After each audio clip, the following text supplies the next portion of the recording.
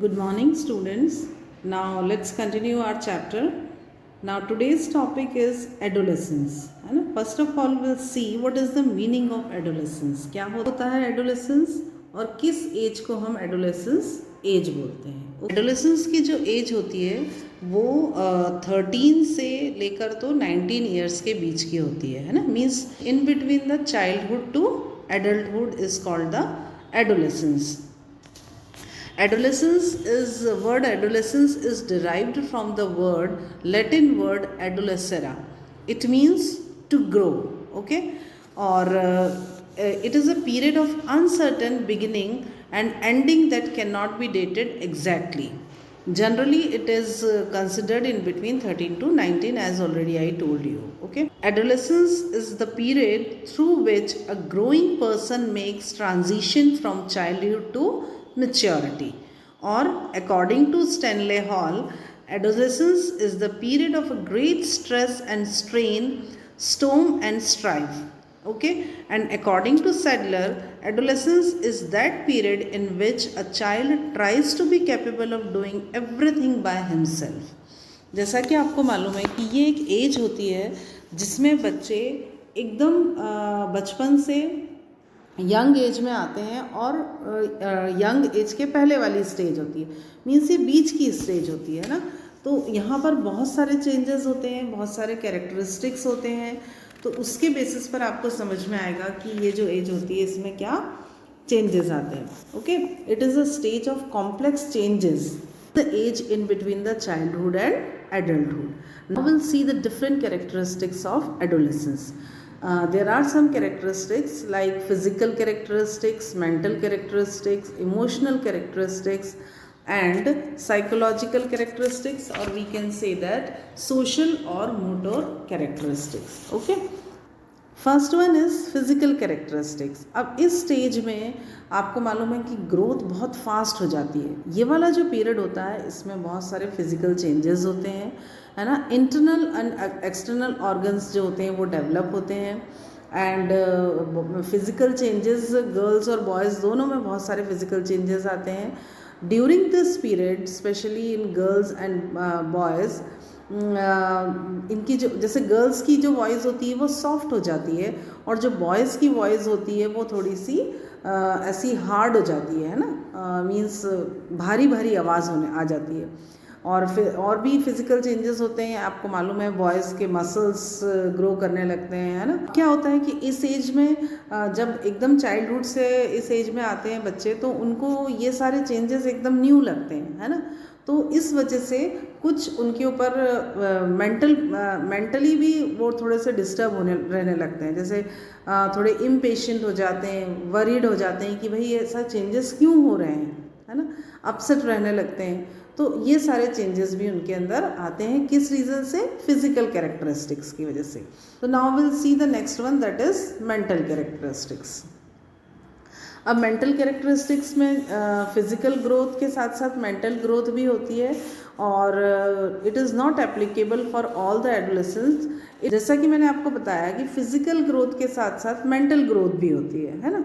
तो मेंटली भी बहुत सारे चेंजेस आते हैं.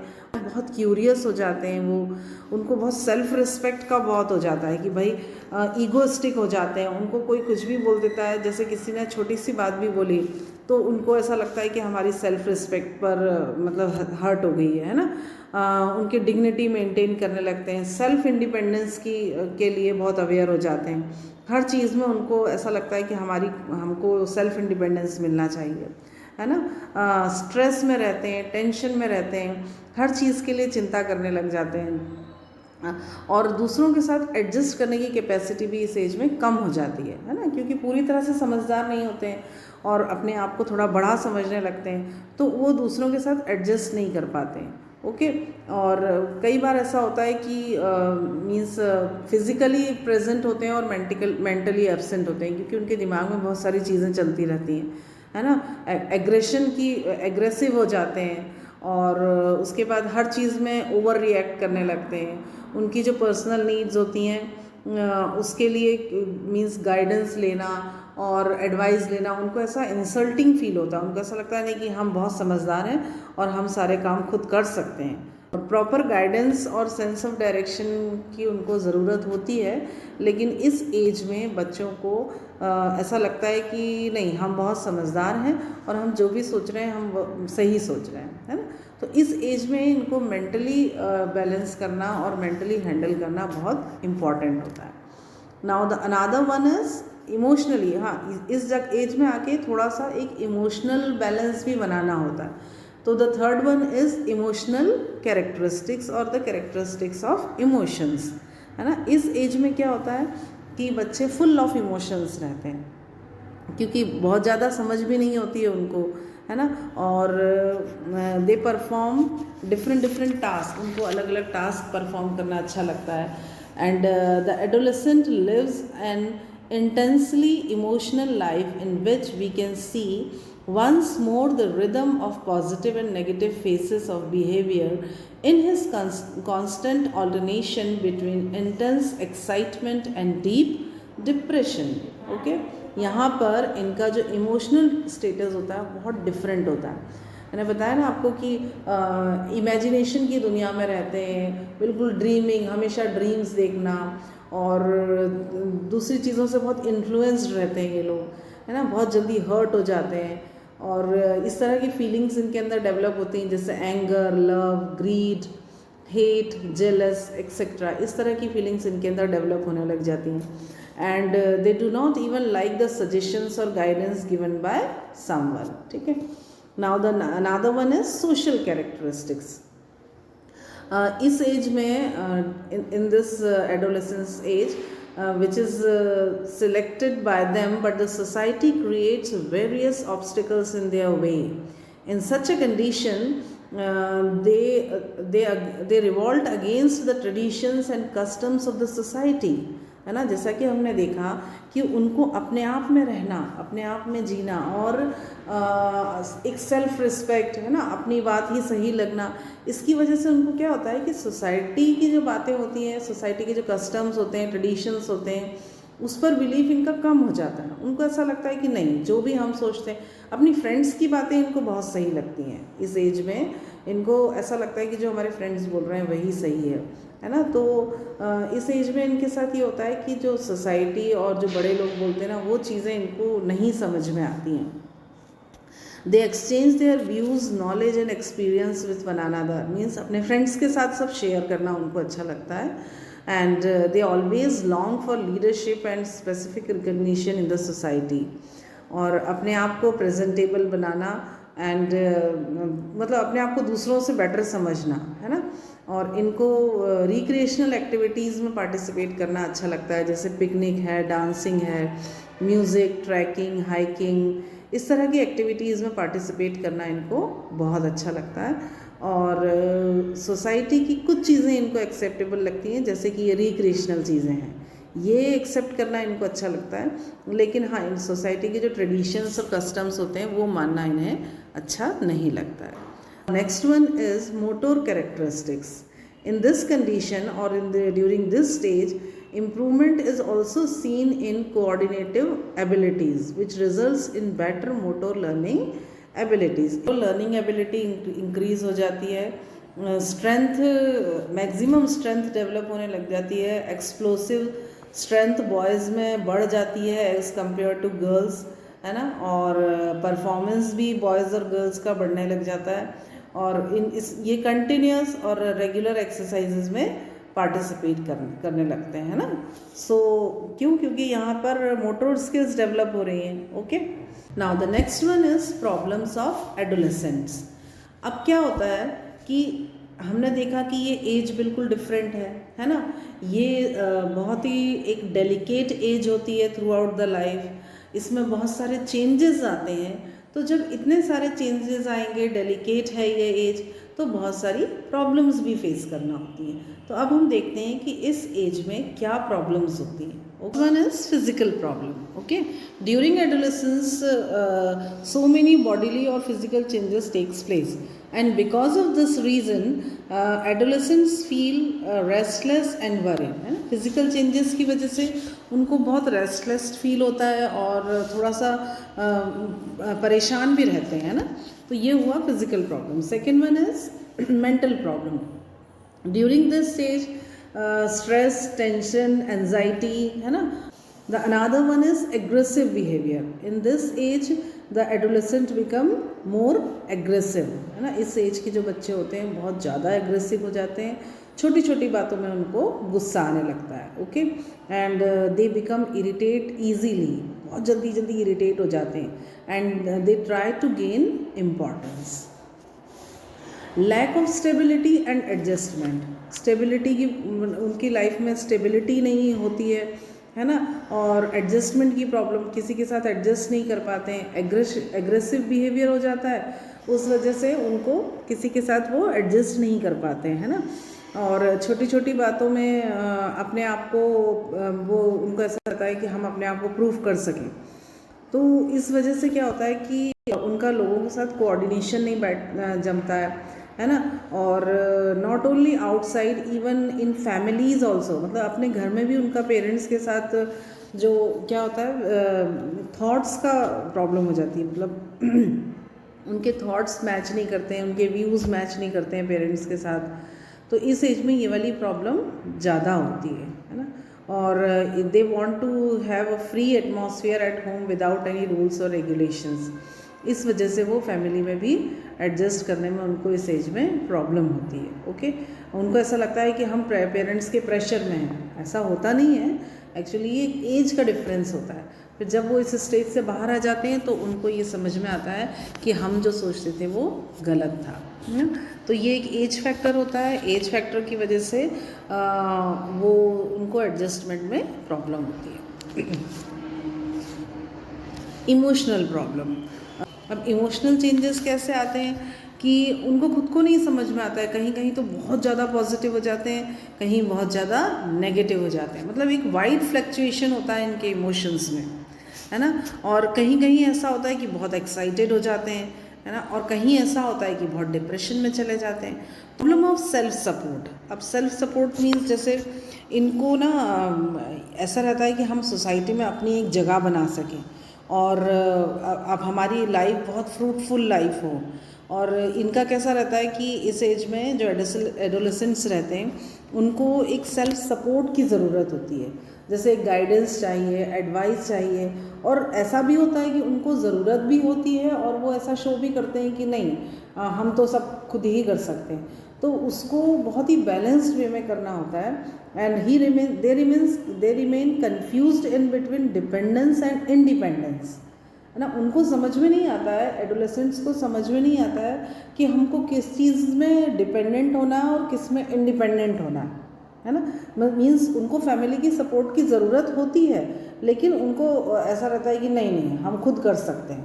That is why they face so many problems. दो देयर सिलेक्शन है उसमें उनको फैमिली सपोर्ट की ज़रूरत होती है ना. जैसे इमोशनल प्रॉब्लम है कोई तो उसमें सपोर्ट की ज़रूरत होती है, गाइडेंस की ज़रूरत होती है. तो यहाँ पर एक बैलेंस बनाना बहुत ज़रूरी होता है. The importance of thoughts and feelings. Adolescents begin to think themselves as important, है ना. और दे डिमांड रिस्पेक्ट. मतलब उनको ऐसा लगता है कि हर कोई हमारी रिस्पेक्ट करे, है ना. हमारी बातों को सीरियसली लें पेरेंट्स, और हमारी बात फीलिंग्स को समझें, हमारी बात को समझें, है ना. उनके जो थॉट्स हैं उनको इम्पोर्टेंस दें. अगर उन्होंने कोई बात बोली है तो उसको ऐसा मतलब ऐसा हम अप्रिशिएट करें कि अरे नहीं नहीं बहुत अच्छी बात है ना. इस एज में एक importance of thoughts and feelings की भी प्रॉब्लम होती है. Then social problems. Social problems में लाइक जो एडोलेसेंट्स रहते हैं they want to adopt their own ways. उनको ऐसा लगता है कि जो दुनिया है वो हमारे तरीके से चले और जो सोसाइटी है ना, सोसाइटी भी उनको उनकी तरह से एक्सेप्ट कर ले. जैसे they revolt against the social customs and traditions, है ना. उनको सोसाइटी के जो कस्टम्स और ट्रेडिशंस रहते हैं उनसे बहुत प्रॉब्लम होती है ना. और इस एज में फ्रेंड्स बहुत इम्पॉर्टेंट लगते हैं. इस एज में उनको ऐसा लगता है कि सबसे अच्छा अगर कोई है तो वो हमारे फ्रेंड्स ही हैं. और दे means share their views and knowledge with their friends only, है ना. उनको फ्रेंड्स के साथ काफ़ी अच्छा लगता है. फैमिली के साथ तो डिससेटिस्फेक्शन फील करते हैं वो, लेकिन फ्रेंड्स के साथ अच्छा लगता है. Developed social skill, confidence and comprehension in this age. And देखा कि एडोलेसेंस होता क्या है, उसके क्या कैरेक्टरिस्टिक्स हैं, उनकी क्या प्रॉब्लम्स हैं. Now we'll see that how we manage the problems or how we'll do the take out the solutions of these problems. Okay, it is clear that adolescence is a stage of stress and tension. ये तो समझ में आ गया हमको कि एक physical changes की वजह से, एक एज चेंजेस की वजह से और एक स्टेज की वजह से क्या होता है कि बहुत सारी प्रॉब्लम्स होती हैं, है ना. और वो जो एज स्टेज होती है वो स्ट्रेस और टेंशन की एज होती है. अब इस एज में जो प्रॉब्लम्स हैं उनका हम क्या सॉल्यूशन निकाल सकते हैं और किस तरह से ऐसा कुछ कर सकते हैं कि हमको कम से कम प्रॉब्लम्स को फेस करना पड़े. इसको हम डिनाई तो नहीं कर सकते, लेकिन ये कर सकते हैं कि हम हमारी प्रॉब्लम्स को कम से कम फेस करें, है ना. Parents as well as teachers can play a vital role in dealing with the problems of adolescents. It seems to be easy, but it is difficult to manage. It needs systematic efforts, and now we'll see what are these systematic efforts. Teaching motor skills. An adolescent should be provided education for his or her motor development. He should be encouraged to play various games and sports. है ना. ऐसा हमको चाहिए कि हम ज़्यादा से ज़्यादा इस एज के बच्चों को उनके इंटरेस्टिंग या उनके इंटरेस्टेड गेम्स और स्पोर्ट्स में इन्वॉल्व रखें, जिससे उनका मोटर डेवलपमेंट हो सके. और BN झा का कहना है कि if left and unexercised at this stage a flabby constitution for the rest of life is the result. Now the another one is education of psychology. Okay, means teachers and parents should have a basic knowledge of psychology. अब यहाँ पूरा जो role है वो psychology का है. हमको ये समझ में आया अभी हमने जब इसकी कैरेक्टरिस्टिक्स और प्रॉब्लम्स को पढ़ा तो समझ में आया कि साइकोलॉजी एक बहुत इम्पॉर्टेंट रोल प्ले कर रही है इसमें. तो टीचर्स और पेरेंट्स को चाहिए कि वो एडोलेसेंट्स की साइकोलॉजी को समझें, है ना. They should understand the psychology of an adolescent. ये एक बहुत इम्पॉर्टेंट पार्ट है जिस पर हमको फोकस करना होता है. ओके, एंड जो पेरेंट्स होते हैं वो उनको समझकर उनकी प्रॉब्लम्स को सॉल्व करने की कोशिश करें. Now the another one is vocational guidance or career guidance. Okay, so teachers should provide vocational guidance to adolescents, and this guidance should be provided keeping in view their intelligence, capabilities, aptitude and interest. ना, आप जो उनको vocational education दे रहे हो, जो career guidance दे रहे हो, वो उनके इंटरेस्ट, उनकी कैपेबिलिटी, उनके एप्टीट्यूड और उनके इंटेलिजेंसी को देखते हुए हमको उनको गाइड करना चाहिए. ठीक है. And vocational education and vocational guidance are extremely great importance during the high school period. Now another one is religious and moral education. Religious education should not be included in educational curriculum, जो कि आपको school में या educational curriculum में included नहीं है. हाँ, but moral education is included in educational curriculum, है ना. इट इज़ रिलीजियस एजुकेशन जो होता है वो भी काफ़ी हद तक स्कूलों में सिखाया जाता है, but there are some limitations, so it should be provided by the parents. Okay, और मॉरल एजुकेशन तो इंस्टीट्यूट्स एजुकेशनल इंस्टीट्यूशंस में सिखाया ही जाता है. मॉरल एजुकेशन और रिलीजियस एजुकेशन से आपकी लाइफ में बहुत पीस आता है. Okay, so such problems like indiscipline, anxiety, worry, है ना, इन चीज़ों को भी हम इजीली टेकल कर सकते हैं. To provide suitable environment, they should be provided by the suitable environment for growth and development. उनको प्रॉपर फैसिलिटीज़ देना, प्रॉपर अपॉर्चुनिटीज़ देना, क्योंकि ये उनकी जो एज होती है, ये एज उनकी करियर की स्टार्टिंग भी होती है. इस एज में प्रॉपर गाइडेंस देना और उनको सूटेबल एनवायरनमेंट प्रोवाइड करके अच्छी अपॉर्चुनिटीज़ प्रोवाइड करना, ये सारा काम भी इसी एज में बहुत इम्पॉर्टेंट होता है. ओके, उनका जो डाइट है वो एकदम प्रॉपर हो, क्योंकि फिज़िकल ग्रोथ भी होती है. They should be taught how to behave and how to live in appropriate manner.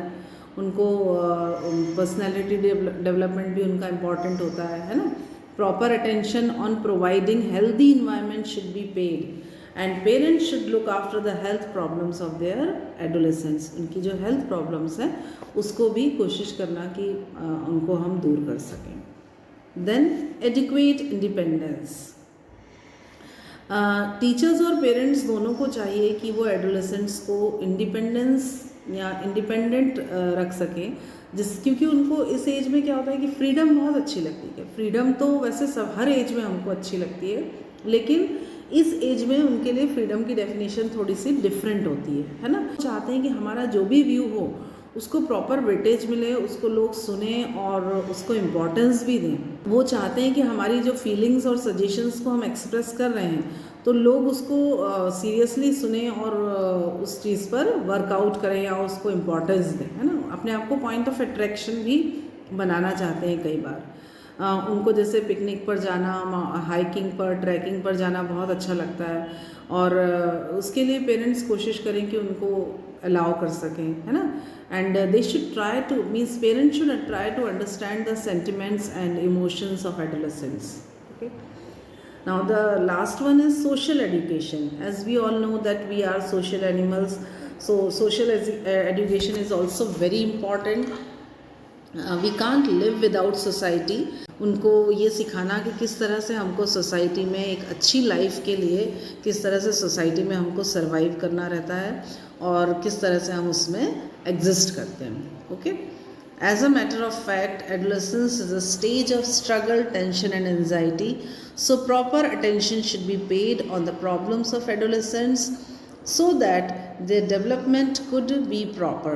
Parents and teachers should always try to solve the problems of adolescents so that they could give their valuable contribution to the development and upliftment of their nation in future.